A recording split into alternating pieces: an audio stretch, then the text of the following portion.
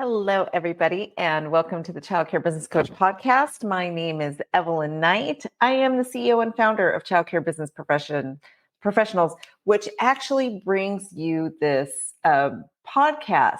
And also, I would love to give a shout out to Seven Figures Funding, who is another sponsor and who will also be sponsoring the Child Care Business Summit. But today we're talking about chaos. And, Seven Figures Funding, we can actually bring that into the conversation a little bit later. It just dawned on me. But we're talking about the chaos that we seem to live in. And I really try to always be transparent and honest with you guys. I really want to not seem like I have it all. I don't ever want to be that person who comes in here and tells you, like, oh, look at me. I'm doing amazing. I have all the answers. Just follow me. And we will get all this figured out because I've perfected it. It's not true. I'm not going to pretend like I've perfected it. It's always a work in progress. And it kind of feels sometimes like when this gets perfected, I have to go and fix something else because there's another thing that comes up, right? It always feels like there's something new. And it feels like things constantly evolve because they do. This system may be wonderful and work today, and tomorrow it needs to change and it needs to evolve. So let me know that you're here. I can see on my StreamYard here that there's people watching on YouTube and LinkedIn, and I think we just got a Facebook on here. So say hello. I do get lonely on this side of the camera. And if you're listening to the podcast, I really do appreciate your support and just constantly coming in. But chaos, right? If we're not watching our systems, chaos happens. And for many of you that I work with, you don't even have any systems. There are no systems in your life or in your business.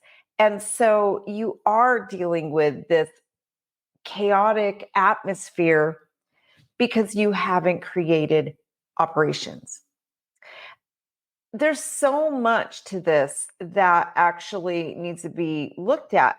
It's funny because the way this podcast episode came up, I was talking to my son who owns a couple businesses, and he's only 20 years old. So he's really just navigating being an entrepreneur and a business owner.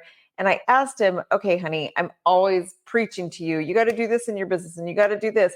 I said, what is the one thing that I'm always talking to you about that impacts you the most?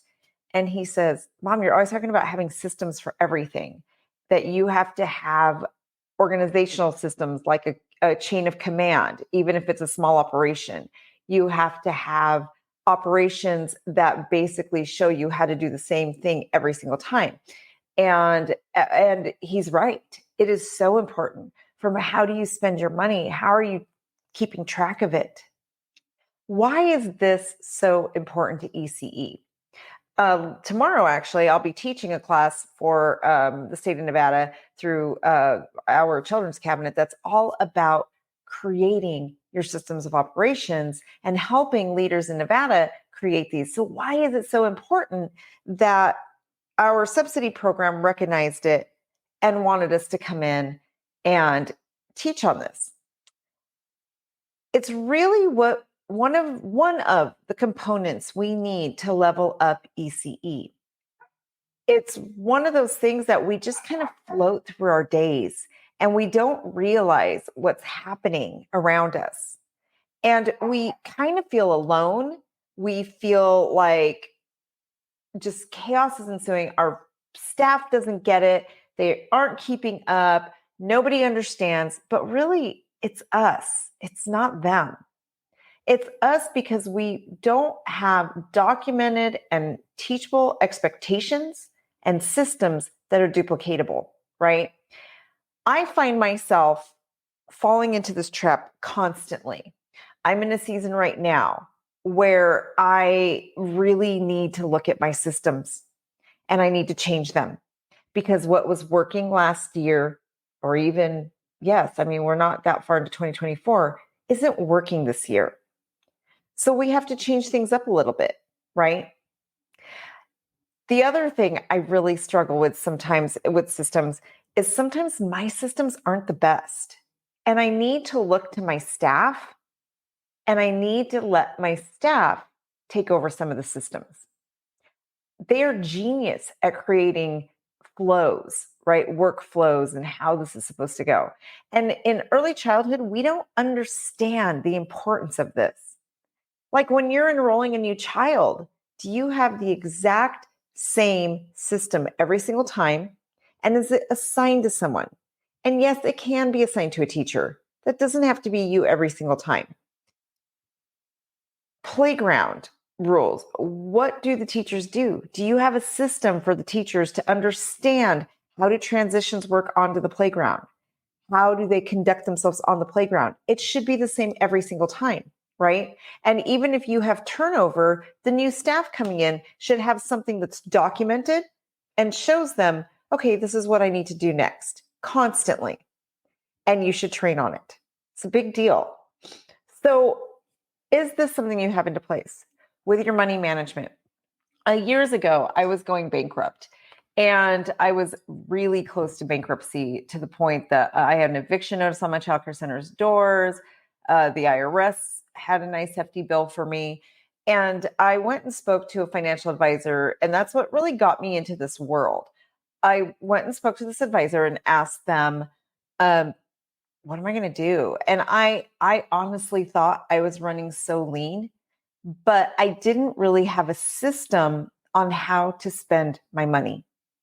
I didn't have a system on how to bring in the money, how to make sure my parents were paying. I mean, we were doing all of that, but there wasn't an operational system in place that we would follow on a weekly basis constantly, right? It wasn't this formatted thing. We weren't doing audits the way that we should.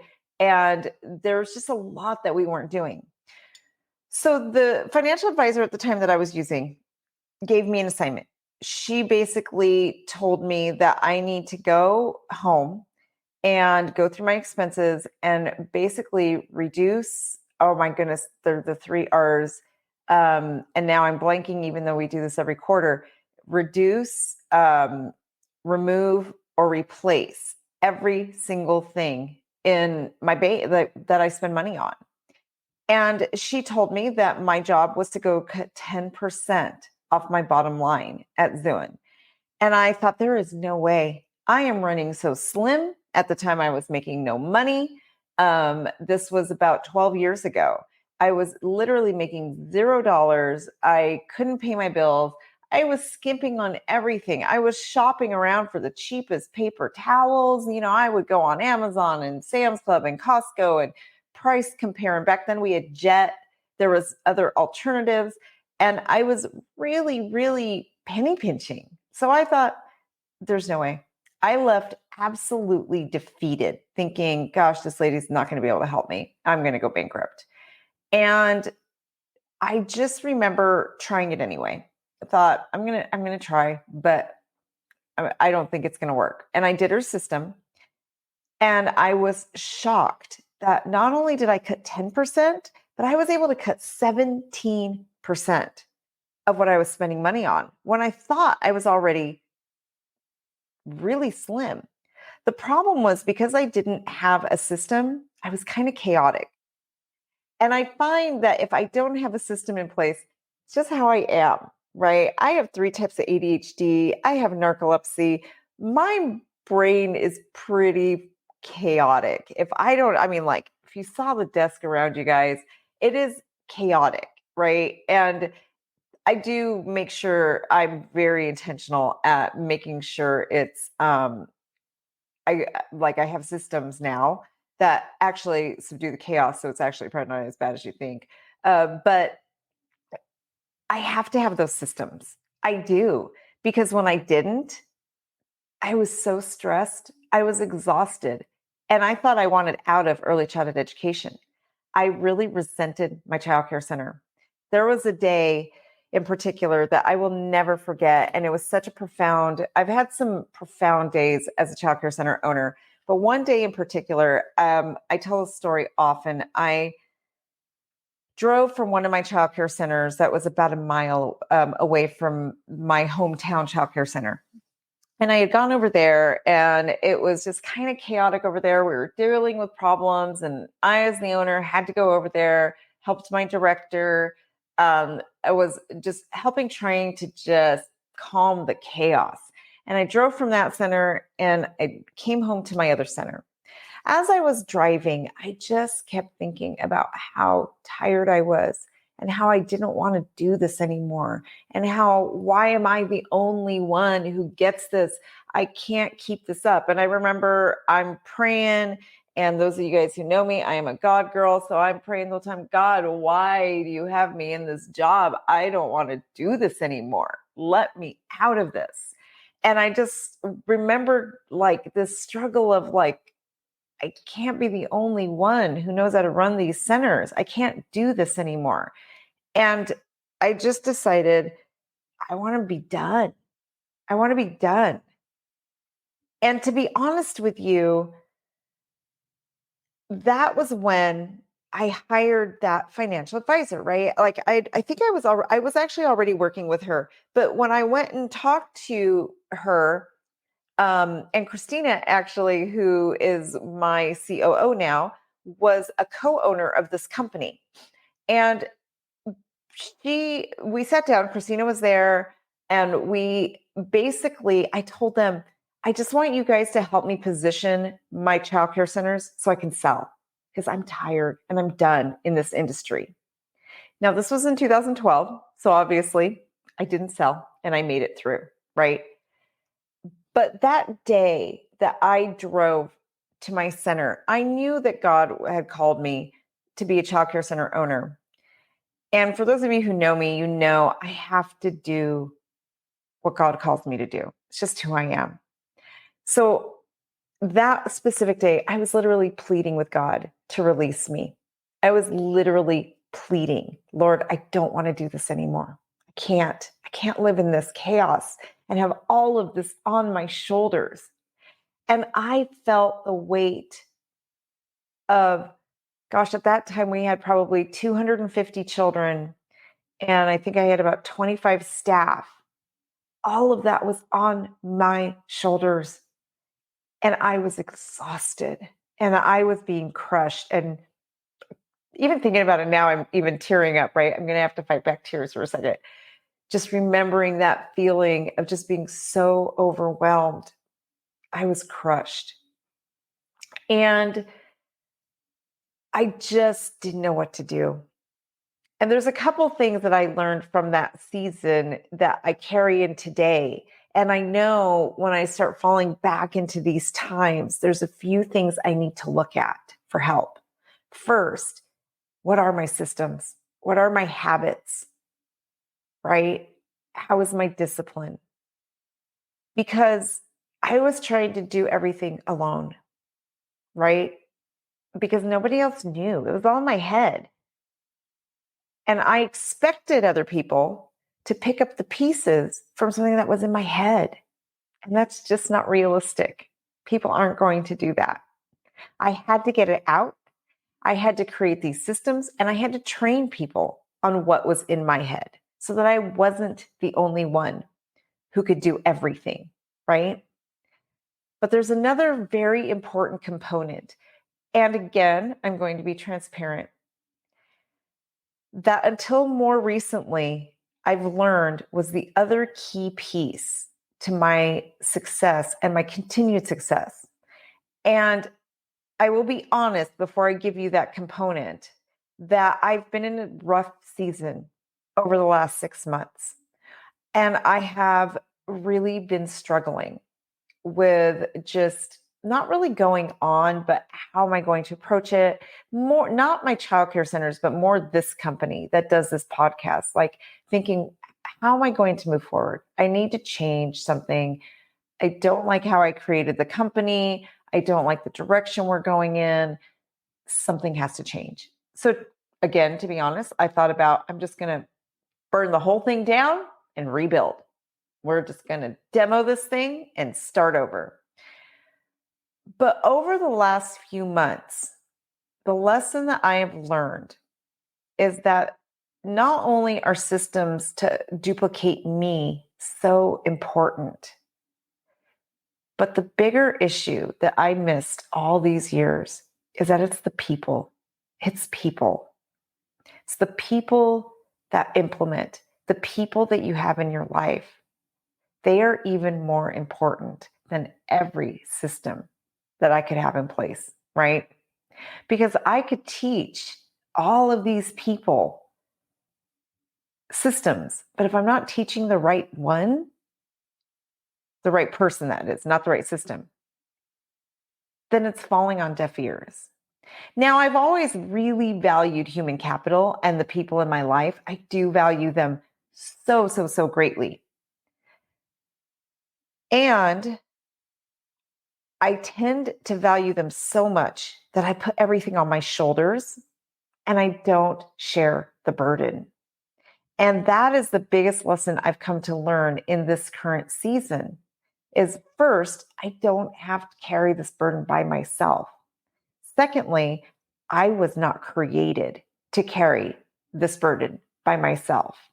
And third, true growth and power comes when you don't. So, when I'm creating these systems, I came to realize that it can't just be me. I can't be the only one. One, things need to evolve and change.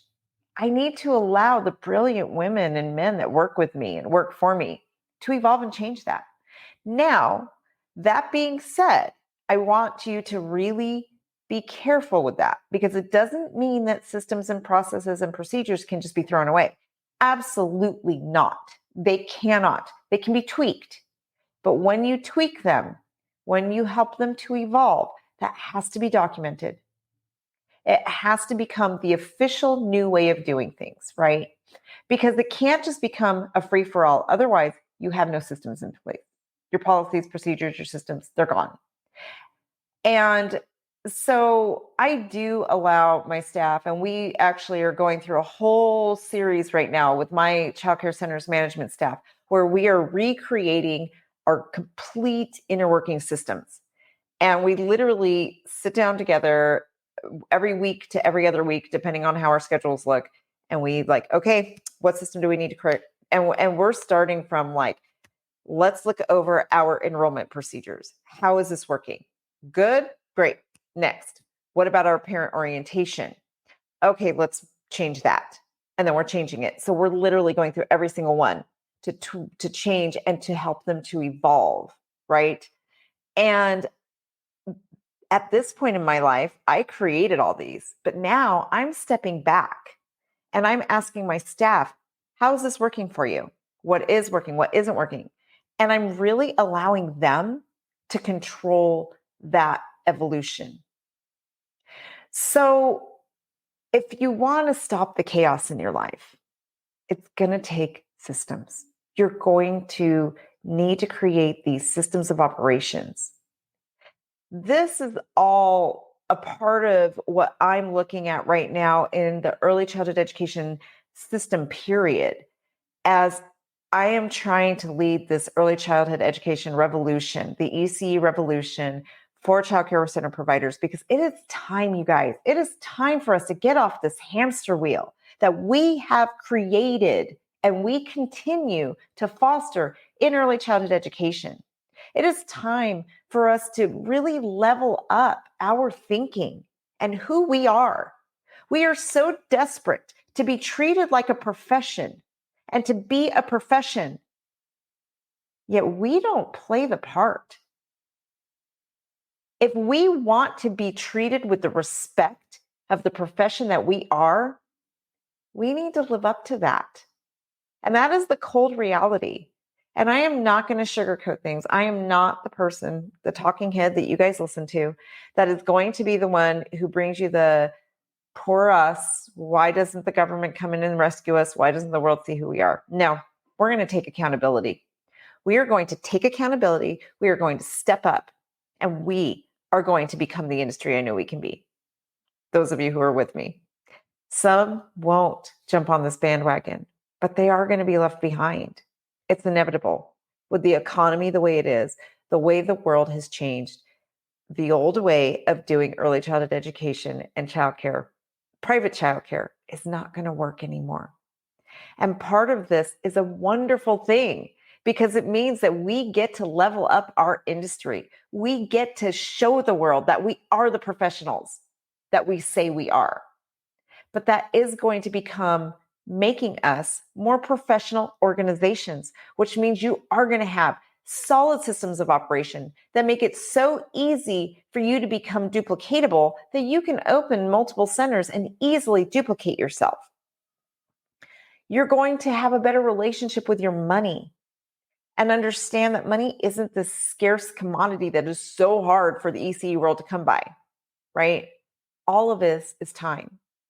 This is all things also that we're going to be talking about the Child Care Business Summit. How are we leveling up? This year, the Child Care Business Summit is not for everybody. It really isn't. I would love to cater to everybody, and I'm coming out of a season where I tried to, and I'm exhausted from it. But I've realized that I'm only aligning myself now with the people who get it, who understand that it is time for us to do more and for us to really level up. It is time. It is time for us to get to that next level. And so through the ECE Revolution, through the Child Care Business Summit, it really is only for those forward-thinking leaders who are at a higher level, who think at a higher level.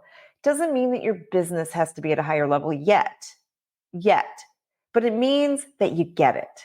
You understand these concepts I'm talking about. You understand why you have to fix your relationship with money. You have to fix your relationship with systems and the chaos. And most importantly, you have to be able to take accountability. You have to be able to say, you know what? I don't need anyone to come save me because I'm going to step up and save myself. I'm going to do things. I'm going to create additional revenue streams. I'm going to go in and do what I need to do and reinvent the wheel if I have to. But we can do this. There are a lot of brilliant minds, and I'm seeing it through this new project I have called Visionary Circle. This new Visionary Circle I have is just these brilliant people who get this, who get what I'm talking about. So we gather together every month on Zoom and 3 times a year in person. And these are the conversations we have. How are we going to fix this industry so we can level up? How do we level up ourselves? How do we have multiple streams of income? How do we create prosperity for our childcare center? Did you guys know that your childcare center can buy stock? It can actually invest in stock and grow its own wealth. You don't have to just rely on your tuition. Your childcare center can be a landlord. There's a lot that you can do. So if you're ready to be one of these higher level thinkers, first, I would invite you to come to the Child Care Business Summit. If you know that maybe this is me, if it's not, that's okay. I know that the direction I'm going in is not for everybody, and I'm okay with that. And I know that there's going to be a lot of you out there who can't handle this. It's like, I'm good the way things are. And what you're saying, nope, that is not for me. Because I understand that my summit is not for everybody. I understand that what we're doing is not for everybody. I'm really just aligning with those people who think at a higher level and who understand and are embracing change. So thank you once again. And I said at the beginning of this podcast that 7-figure funding, I could actually, it occurred to me, would fit into this. And Leo Cannell is going to be one of our speakers at Summit. He is actually the CEO and founder of 7 Figures Funding. Well, 7 Figures Funding is a company that actually can help you learn how to create business credit that is completely independent of you. So you, as a childcare center owner, do not need to use your own credit. His company literally specializes in creating credit.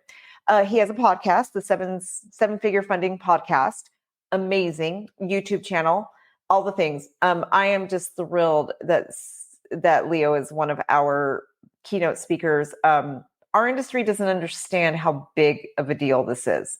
He's a really big deal, and especially in the business finance world. But it's one of the things I'm trying to do to level up ECE is bringing people like Leo in. These are one of those things that I'm looking at. Like, we got to get these higher level people in that our industry doesn't even know exist, right? But other industries that are super prosperous, they know about people like Leo. They know about people like Tony Child, the people I'm bringing in to pour into you. This is what truly successful entrepreneurs and business owners, these are the people that they go to for their lead. So if you haven't gotten your ticket yet, I am actually going to put it in the comments right now. Let's see, childcare. And I'm sorry for the silence. I should have thought of this before. But it should be in the comment whether you're on, yep, I see it going into YouTube, LinkedIn, and Facebook. Go ahead and get your tickets to the summit now. You will not, and for those of you who are listening to the podcast, it's at childcarebusinessprofessionals.com/summit. So childcarebusinessprofessionals.com/summit. That's where you can get your tickets. Summit is in beautiful Lake Tahoe from June 20th and 21st. So I cannot wait to see you guys. And you guys, we are almost sold out. We only, I don't know. I think last time we looked, we do not have that many tickets left, but we definitely want to pack the house for amazing speakers like Leo Cannell and Tony Child. So make sure you get there. Well, I hope everybody has a wonderful rest of their day. And if this episode really resonated with you, send an email to admin@childcarebusinessprofessionals.com or shoot me a Facebook message. I know I'm behind on my Facebook messages right now. There's a few of you. I have a lot to go through. So I do try to personally go through my Facebook messages. So if you have a message in there, I know I'm behind. I will get to you. I just really need to put that in my calendar, an hour just to get back to everybody who's waiting for me. Have a wonderful rest of your week, everybody.